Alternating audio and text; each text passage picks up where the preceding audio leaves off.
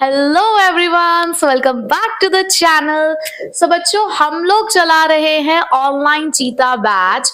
और जो यहाँ पर बच्चे नए जुड़े हैं इस चैनल के साथ, मैं उन लोगों को भी बताना चाहूंगी कि हम लोगों का ये एक बैच चल रहा है क्लास 12th का, जहां पर हम एक स्केड्यूल फॉलो कर रहे हैं जिसके अंदर MWF में हम पढ़ते हैं अकाउंटेंसी और TTS में हम लोग पढ़ते हैं इकोनॉमिक्स एंड बिजनेस स्टडीज, जहां पर हम लोग कर रहे हैं अपने क्लास 12 बोर्ड एग्जाम की तैयारी।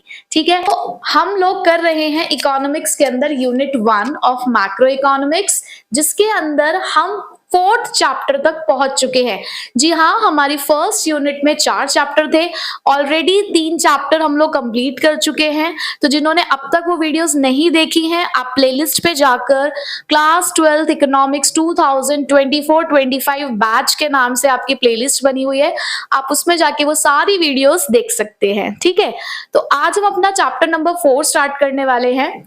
लास्ट क्लास में ऑलरेडी हमने न्यूमेरिकल का इंट्रोडक्शन ले लिया है, तो मैं रिक्वेस्ट करूंगी सभी बच्चों से कि अगर आपने अब तक भी प्रीवियस वीडियो नहीं देखी है लास्ट क्लास की, तो प्लीज पहले उसको देखिएगा, उसके बाद आप इस वाली वीडियो पे आइएगा।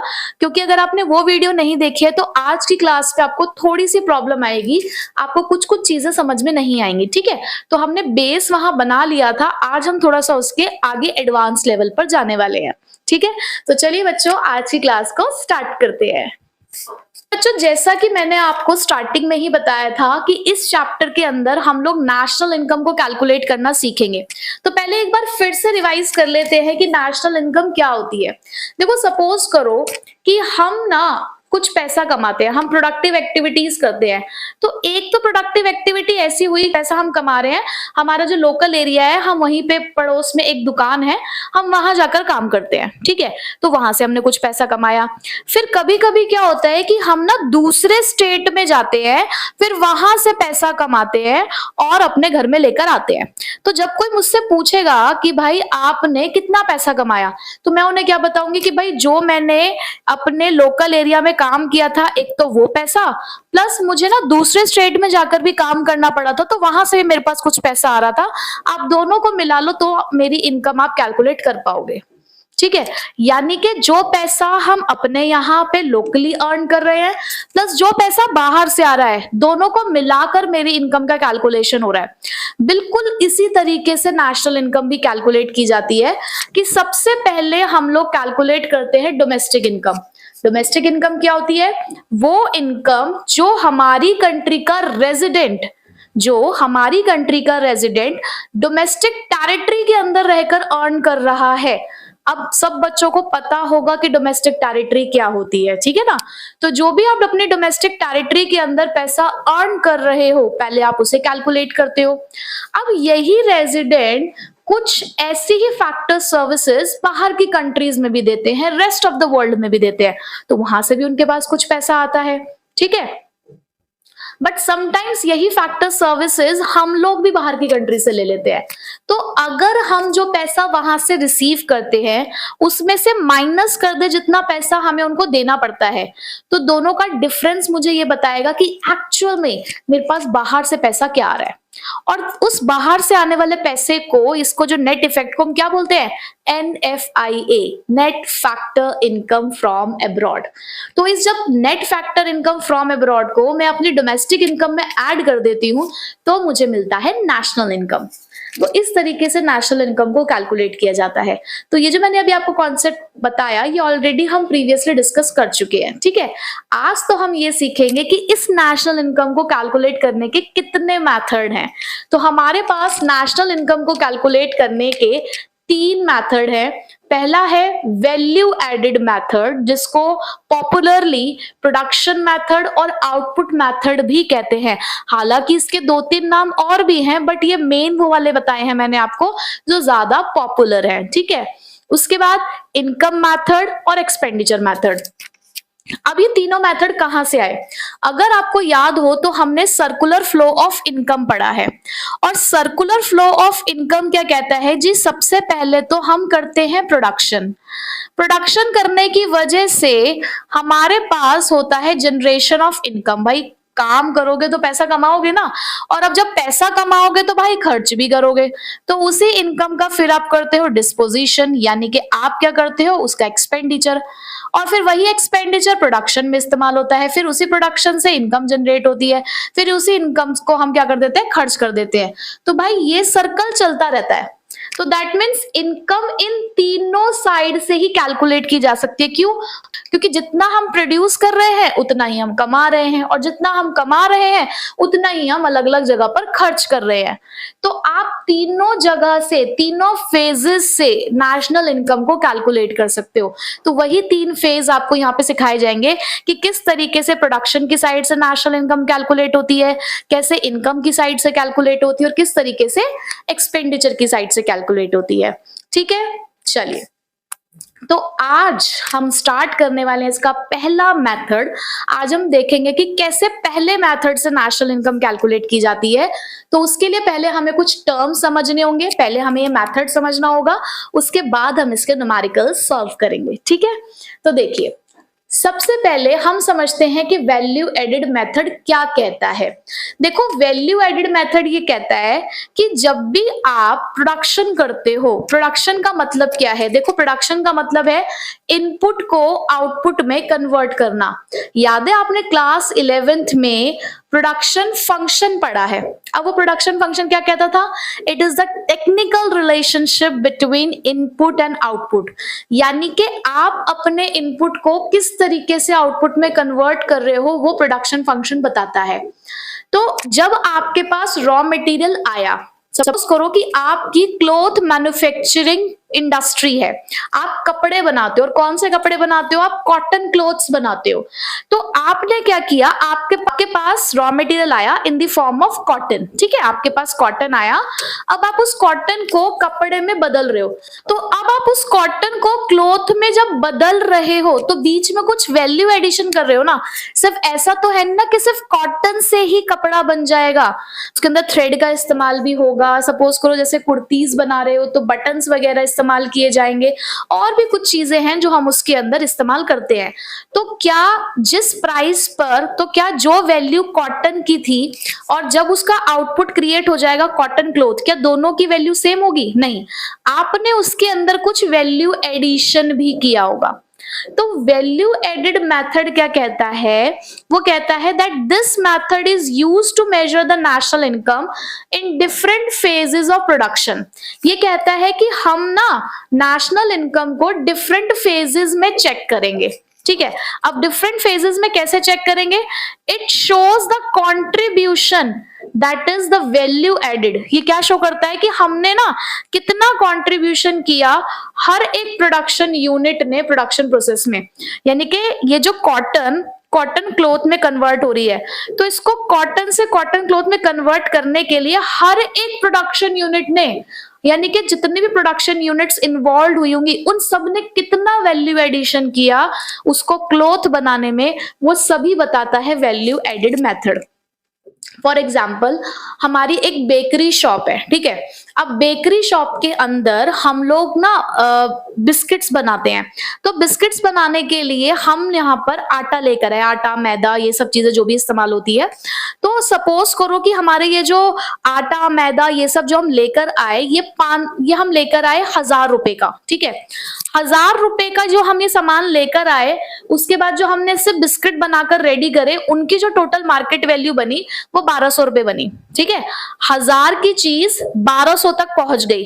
तो बीच में 200 रुपए क्या है, बीच में 200 रुपए है हर एक प्रोडक्शन यूनिट से किया गया वैल्यू एडिशन। यानी कि सिर्फ आटे से ही बिस्किट्स नहीं बने होंगे, इसके अंदर और भी बहुत सारी चीजें इन्वॉल्व हुई होंगी, तब जाके उसको एक न्यू शेप जो मिली है उस आटे को, वो जो बिस्किट रेडी हुआ है वो तैयार हुआ है। तो वो जो बीच का डिफरेंस है वैल्यू एडिशन, हम यहाँ पर उसको कैलकुलेट करने की कोशिश कर रहे हैं। तो वैल्यू एडिट का कॉन्सेप्ट क्या कहता है, It refers to the addition of value of raw material. ये कहता है कि जितनी भी वैल्यू का एडिशन हो रहा है, कौन सी वैल्यू एडिशन हो रहा है? रॉ मटेरियल का, बाय अ फर्म, एक फर्म के through, on account of its productive activities. भाई अपनी प्रोडक्टिव एक्टिविटीज को करने के लिए एक फर्म जितना भी रॉ मटेरियल का वैल्यू एडिशन कर रही है किसी भी एक प्रोडक्ट को बनाने के लिए, वो कहलाता है वैल्यू एडेड। तो वैल्यू एडेड निकलता कैसे होगा? तो वैल्यू एडेड को निकालने के लिए हम लोग एक फॉर्मूला यूज करते हैं जो है value of output minus intermediate consumption. अब ये वैल्यू ऑफ आउटपुट क्या होता है मैम? तो चलिए देखिए वैल्यू ऑफ आउटपुट क्या होता है। बच्चे वैल्यू ऑफ आउटपुट का मतलब है it refers to the market value. देखो मैंने आपको क्या बताया अभी कि भाई हम आटा मैदा खरीद के लेकर आए 1000 रुपए का, ठीक है, उसके बाद 1000 रुपए से जो हमारा आउटपुट रेडी हुआ उसकी मार्केट वैल्यू 1200 रुपए है। तो मैं क्या कह रही हूँ, मेरा वैल्यू ऑफ आउटपुट है।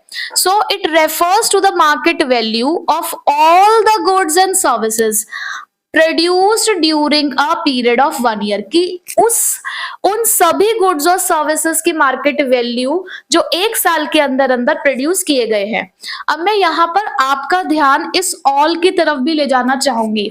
याद करो बच्चे कि जब हम जीडीपी एमपी पढ़ रहे थे तो वहां पे हमने प्रोडक्ट का मतलब क्या समझा कि प्रोडक्ट का मतलब क्या होता है? Final goods. लेकिन यहां लिख दिया है ऑल गुड्स, तो दैट मीन्स ऑल का मतलब क्या होता है? भाई ऑल का मतलब है यहाँ पे फाइनल प्लस इंटरमीडिएट दोनों है। अब सारे बच्चे जानते हैं ना फाइनल गुड्स और इंटरमीडिएट गुड्स क्या होते हैं। फाइनल गुड्स वो गुड्स होते हैं जो फॉर द रीसेल पर्पस नहीं है, वो कंजप्शन और इन्वेस्टमेंट के लिए लिए गए हैं। लेकिन जो इंटरमीडिएट गुड्स होते हैं वो कौन से होते हैं? जो रीसेल और फर्दर प्रोडक्शन प्रोसेस में इस्तेमाल किए जाते हैं। और जब हम नेशनल इनकम कैलकुलेट करते हैं तो उसमें सिर्फ और सिर्फ फाइनल गुड्स की वैल्यू ऐड होती है। तो मैम वैल्यू ऑफ आउटपुट में तो दोनों गुड्स की वैल्यू है। तो बच्चे देखो इसीलिए तो हम यहाँ पे फॉर्मूला लगाते हैं value of output minus intermediate consumption, क्योंकि हमें इसमें से इंटरमीडिएट की वैल्यू को हटाना है। हमें सिर्फ किसकी वैल्यू चाहिए? यहाँ पे हमें चाहिए सिर्फ और सिर्फ फाइनल गुड्स की वैल्यू। तो वैल्यू ऑफ आउटपुट का मतलब क्या है कि जो भी 1 साल के अंदर अंदर गुड्स और सर्विसेज प्रोड्यूस किए गए हैं उनकी मार्केट वैल्यू। ठीक, तो जब हमें वैल्यू ऑफ आउटपुट मिल जाता है तो फिर हम चेक करते हैं इंटरमीडिएट कंजप्शन। तो इंटरमीडिएट कंजप्शन का मतलब क्या है? The use of intermediate goods, कि आपने अपने प्रोडक्शन प्रोसेस में कितने इंटरमीडिएट गुड्स इस्तेमाल करे, उनकी वैल्यू क्या है, और उन्हीं की वैल्यू को फिर वैल्यू ऑफ आउटपुट में से माइनस कर दिया जाता है। तो हमें पता चलता है कि एक्चुअल में वैल्यू एडिशन कितना हुआ होगा। क्योंकि बच्चे देखो, जो 1000 की चीज हमने 1200 में बेची, तो क्या उस 1200 में वो 1000 रुपए इंक्लूडेड नहीं होंगे? होंगे ना। तो हम एक बार 1000 ऐड करें, फिर एक बार हम 1200 फिर ऐड करें, तो ये तो गड़बड़ वाली बात है ना। तो उस 1200 में क्योंकि 1000 रुपए की वैल्यू ऑलरेडी इंक्लूडेड है, तो हमें इसलिए इंटरमीडिएट गुड्स की वैल्यू को माइनस करना होता है, ये जानने के लिए कि एक्चुअल में हमारे कंट्री का वैल्यू एडिशन कितना है, एक्चुअल में हमारे प्रोडक्ट पे वैल्यू एडिशन कितना हुआ है। ठीक है, आपको समझ आ गया कि वैल्यू एडेड मेथड अब क्या होता है। हमें 2-3 बातें और पढ़नी है, उसके बाद हम सीधे चलेंगे न्यूमेरिकल्स की तरफ। ठीक है, तो चलिए देखिए अब जरा आगे इसके बारे में और क्या बात है वैल्यू एडेड के बारे में। यहाँ पर एक क्वेश्चन है कि what are the precautions to be taken while calculating the national income by value added method. कई बार एग्जाम में ये क्वेश्चन पूछ लिया जाता है, मैं दोबारा रिपीट कर रही हूँ, what are the precautions to be taken while calculating the national income by value added method. मतलब कि जब हम वैल्यू एडेड मेथड से नेशनल इनकम को कैलकुलेट कर रहे होते हैं तो किन बातों का हमें ध्यान रखना होता है, मतलब क्या चीजें हमें इंक्लूड करनी है और क्या चीजें हमें एक्सक्लूड करनी है। तो देखो, जब भी आप वैल्यू एडेड मेथड से नेशनल इनकम को कैलकुलेट करते हो तो सबसे बड़ी बात जो ध्यान रखने वाली है वो है कि हमें इंटरमीडिएट गुड्स की वैल्यू को एक्सक्लूड करना है, क्योंकि अगर आपने इंटरमीडिएट गुड्स की वैल्यू को भी ऐड कर दिया तो आप एक ही चीज को दो बार काउंट कर रहे होगे, विच इज इनकरेक्ट। ठीक है, तो आपको इंटरमीडिएट गुड्स की वैल्यू को ऐड नहीं करना होता है। अगर आप कोई भी सेकेंड हैंड गुड को सेल या परचेज करते हो तो उसकी वैल्यू भी इंक्लूड नहीं की जाती। क्यों? क्योंकि जिस ईयर में ये वाला गुड प्रोड्यूस हुआ होगा, जिस ईयर में भी फर्स्ट टाइम इसका प्रोडक्शन हुआ होगा, उसी ईयर में ऑलरेडी इसकी वैल्यू इंक्लूड हो चुकी होगी। तो ये हमारे करंट फ्लो का पार्ट नहीं है, और हम यहाँ पे करंट फ्लोज की बात करते हैं, तो करंट फ्लो यहाँ से कोई जनरेट नहीं हुआ, इसलिए sale and purchase of second hand goods की वैल्यू को इंक्लूड नहीं करते। बट अगर इस सेकेंड हैंड गुड्स के सेल परचेज के ऊपर किसी भी तरीके की कोई कमीशन, ब्रोकरेज अगर पे की गई है तो वो इंक्लूड होती है। यानी कि इसको बेचने के ऊपर जो पर्सन काम कर रहा है उसको जो आप कमीशन वगैरह पे करोगे उसे हम इंक्लूड करेंगे, क्योंकि वो अपनी सर्विस इसी ईयर में दे रहा है। Production of the services of the self consumption, यानी कि अगर हम कोई काम, अब कोई सर्विस ऐसी है जो हम प्रोड्यूस कर रहे हैं जो सेल्फ कंजप्शन के लिए, जैसे कि घर में जो हाउसवाइफ होती हैं वो खाना बना रही हैं तो वो हम अपने लिए इस्तेमाल कर रहे हैं। कुछ लोग अपने घर के एरिया के अंदर गार्डनिंग करते हैं, ठीक है, यानी कि शौकिया तौर पर वो लोग क्या करते हैं, सब्जियां वगैरह उगाने का काम करते हैं। बट वो जितना भी वो काम कर रहे हैं, वो जो गार्डनिंग की जो वो सर्विस यूज कर रहे हैं, उसको मार्केट में नहीं बेचा जा रहा है। ये नॉन मार्केट ट्रांजेक्शन्स कहलाती है, मार्केट तक नहीं पहुंच रही हैं वो चीजें, तो इसीलिए उसे हम कहेंगे क्या कि वो है production of services for self consumption. तो ऐसी चीजों को हम इंक्लूड नहीं करते। हम अपने घर में जितना भी काम कर रहे हैं वो सेल्फ कंजप्शन के लिए कर रहे हैं, तो ऐसे में यहाँ पर उन चीजों को इंक्लूड नहीं किया जाता। अब जैसे कि कोई एक टीचर अगर अपने बच्चे को घर में पढ़ा रहा है, एक डॉक्टर अपने घर में अपने बच्चे को ट्रीटमेंट दे रहा है, तो हालांकि देखो वो पता है ना हमें इकोनॉमिक और नॉन इकोनॉमिक एक्टिविटीज होती हैं, तो जो हम ये काम कर रहे हैं ये हम out of love, sympathy, patriotism कर रहे हैं, अपने मेंटल सेटिस्फैक्शन के लिए काम कर रहे हैं, तो ऐसी चीजों को हम प्रोडक्टिव एक्टिविटी नहीं कह सकते। तो ये नॉन मार्केट ट्रांजेक्शन है, नॉन इकोनॉमिक एक्टिविटीज है, तो ये इन्वॉल्व नहीं होंगे। बट अगर हम कोई मेड हायर करते हैं अपने घर के काम को करने के लिए, हम किसी ट्यूटर को हायर करते हैं अपने घर में बच्चों को पढ़ाने के लिए, तो उनकी सर्विसेज की वैल्यू जो है वो इंक्लूड होगी। ठीक है, उसके बाद इसी से रिलेट करता हमारा यहाँ पर सेकंड पॉइंट है कि सर्विसेज की वैल्यू तो इंक्लूड नहीं होगी, लेकिन अगर हमने गुड्स सेल्फ कंजप्शन के लिए प्रोड्यूस करे हैं, हमारा खुद का किसी चीज का काम है, सपोज करो हमारी खुद की एक क्लॉथ मैन्युफैक्चरिंग इंडस्ट्री है, तो अगर हम वहां से कपड़े खुद के लिए ले लेते हैं तो वो इंक्लूड किया जाएगा। अगर गुड्स का प्रोडक्शन हो रहा है, क्योंकि आउटपुट तो जनरेट हुआ है, तो अगर आउटपुट जनरेट हुआ है तो उसकी वैल्यू इंक्लूड की जाएगी। तो गुड्स की इंक्लूड होगी, भले वो सेल्फ कंजप्शन के लिए, लेकिन सर्विसेज की इंक्लूड नहीं होती है। उसके बाद आता है imputed value of owner occupied houses. अब इसका मतलब क्या होता है? देखो, हम जब अपने घर में रहते हैं, अगर हमारा खुद का अपना घर है, ठीक है, एक होता है रेंटेड हाउस, एक होता है आपका खुद का घर, तो अगर आप अपना खुद का घर यूज कर रहे हो फॉर द अकोमोडेशन पर्पस, यानी कि रहने के लिए, तो उसकी वैल्यू भी नेशनल इनकम में इंक्लूड होती है, क्योंकि यहाँ पर ना वैल्यूएशन होती है कि अगर आप उस अपने घर में ना रहकर किसी रेंटल हाउस में रहते, तो वहां पर आप एक रेंट पे करते, तो जब आप रेंट पे करते तो हमारी कंट्री के अंदर एक फैक्टर इनकम जनरेट होती। तो इसीलिए यहाँ पर अगर हम अपने खुद के घर का इस्तेमाल कर रहे हैं for the purpose of accommodation, तो वो वैल्यू भी इंक्लूड होती है। Next is change in stock of goods. अब change in stock of goods का मतलब क्या है कि जब साल की शुरुआत हुई तो उस टाइम पे हमारे पास कुछ स्टॉक था जिसे हम कहते हैं ओपनिंग स्टॉक। उसके बाद जब साल खत्म हुआ तो आखिरी में भी हमारे पास कुछ स्टॉक बचा, जिसको हम कहते हैं क्लोजिंग स्टॉक। तो इस क्लोजिंग स्टॉक और ओपनिंग स्टॉक का जो डिफरेंस है वो हम यहाँ पर इंक्लूड करते हैं, क्योंकि वो हमारे करंट ईयर के प्रोडक्शन का पार्ट है।